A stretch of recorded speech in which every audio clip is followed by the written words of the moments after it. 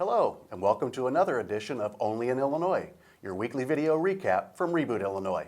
I'm Matt Dietrich, and today I'm here at the Illinois State Capitol, and I'm joined by Kurt Erickson. If you subscribe to our morning email, you're probably familiar with Kurt's work. For nearly 20 years, he's been the Statehouse Bureau Chief for Lee Enterprises, and he's covered the Statehouse for the Southern Illinoisan, the Pantagraph of Bloomington, the Herald Review in Decatur, St. Louis Post-Dispatch, Quad City Times.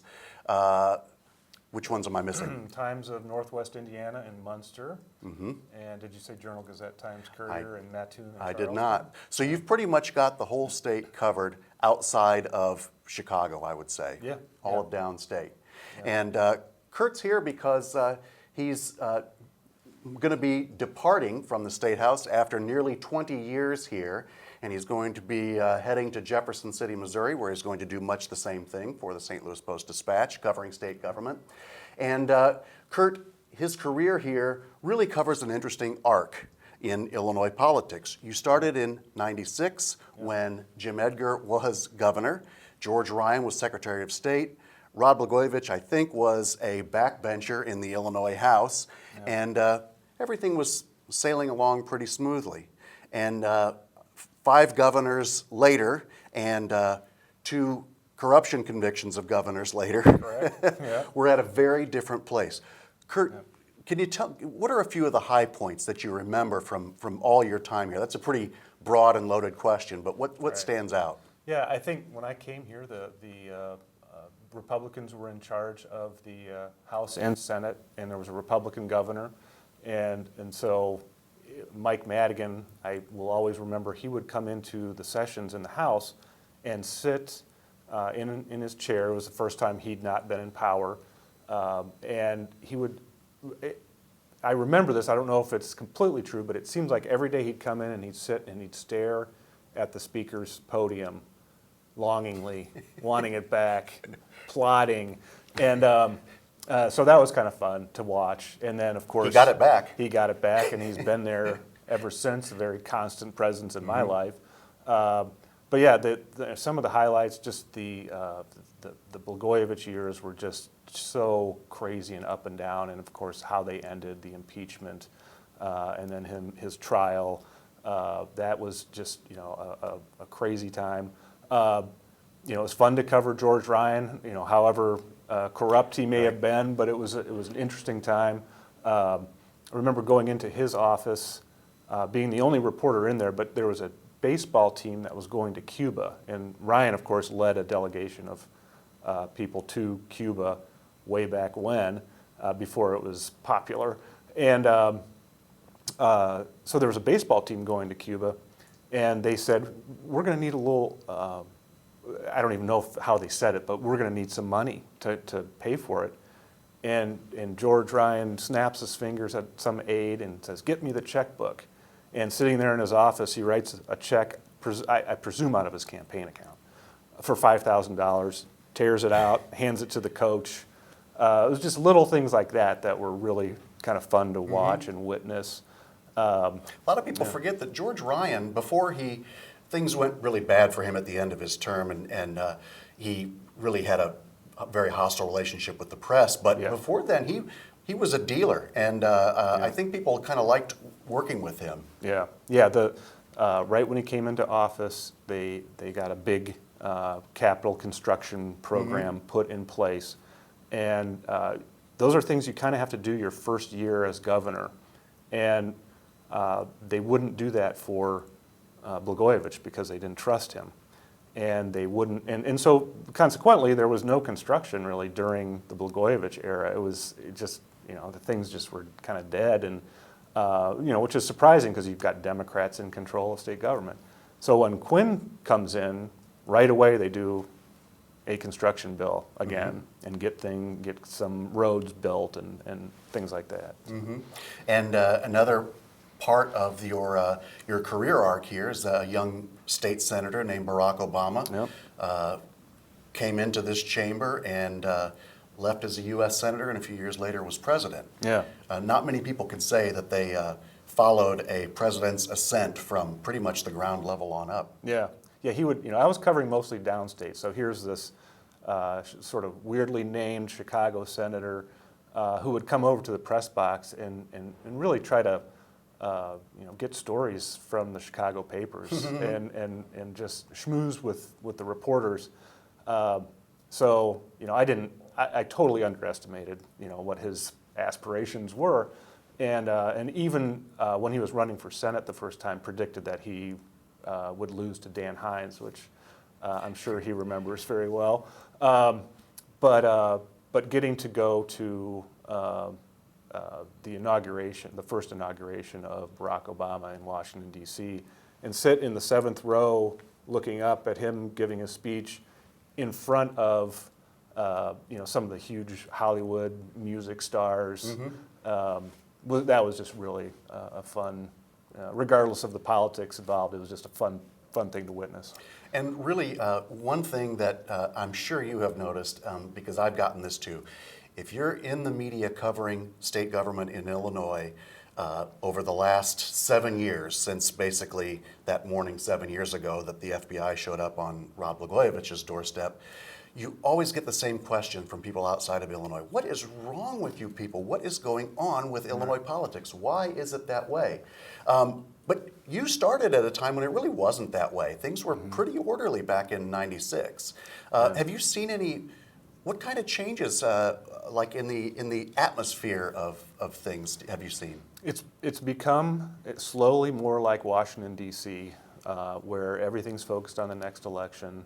And it was back in the 90s, but the hyper partisanship and the idea that you can shut things down to get your way, that was not present at that time. We need to keep things operating at a base level at least, and right now, I just think it's gone too far to the hyper partisanship, and they need to get back to sort of just governing, managing the state's resources. Right, and that's a good segue into my next question, which is, this week we finally saw Governor Rauner and the 4 leaders of the Illinois General Assembly all gathering together in the same room to talk about the budget for the first time in more than 6 months. Right. Now, in most of your other years that you've covered here, usually about the last week of May or possibly a little bit over time, those 5 are kind of cloistered, and there's very intense negotiation right up to the deadline. What did you see? Did you take any sign of progress from that meeting this week? My reaction, which I wrote about on our website, was I thought it was a good thing that at least they were getting together. The spotlight was on them. Now they're going to meet again.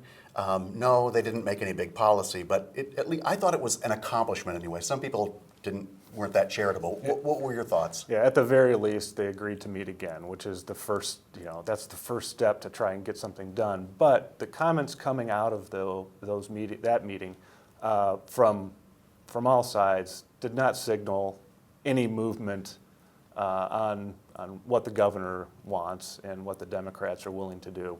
The governor yesterday, talking to the press, said, short-term, how do you put it? Short-term pain, long-term gain is what he's after. And so he's willing, essentially, to allow the state to operate as it is now without a budget. Moving along, people are getting paid, but I mean, this is not, any way to run a railroad, as somebody put it. So, he's willing to kind of keep things in limbo in order to get his agenda in place. And I don't know. So we haven't seen any kind of opening that maybe here's some. Yes, and it's really, for me as an observer, it's very hard to see any sign of movement either from Speaker Madigan on one side or Governor Rauner on the other. You have political philosophies here that are so different.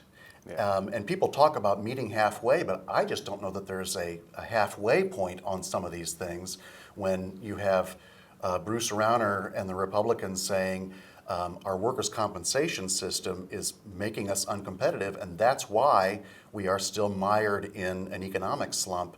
And on the other side, you have Madigan saying, you're trying to damage the middle class by doing these things. And one thing that struck me, and I don't know if you got the same impression, but it's interesting that when Madigan did his speaking in that meeting, he talked about the state being awash in debt, the pension problem, the back bills that we've pushed forward.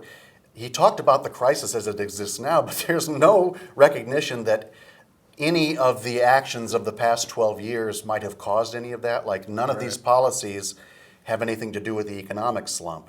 And Governor Rauner pointed that out yesterday. It's hard to see any middle ground. No, I have not seen that. The governor, wants to.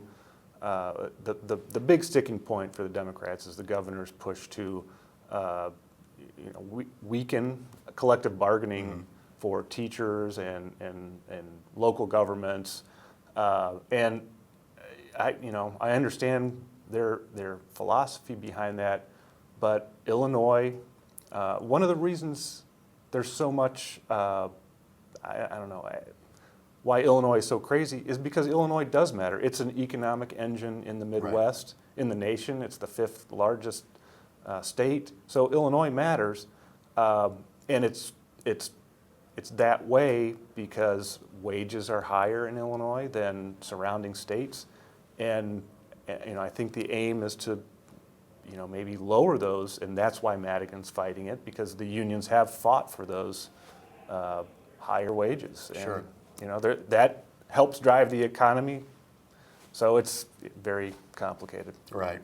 And it looks like, too, that in Rauner's steady push for union weakening laws, he really wants to put Illinois at the forefront of that. I know now he's signed on with an amicus brief to very important Supreme Court case that could have some union implications. And so the question now is that the Democrats obviously see themselves as a bulwark against that, whereas Rauner sees himself as someone at the forefront of this whole movement. Very hard to tell how do you compromise on that? Yeah.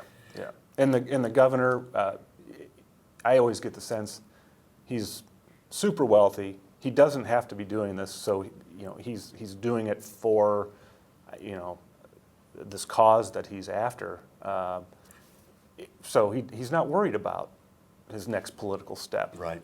So and makes a difference. And Kurt, unfortunately, you're going to miss covering the 26 legislative elections, during which Governor Rauner's largesse is probably going to play a pretty significant part. Yeah.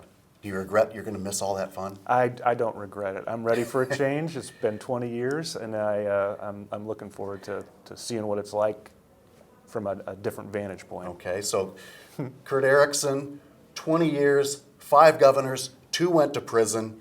Yep. That's quite a career.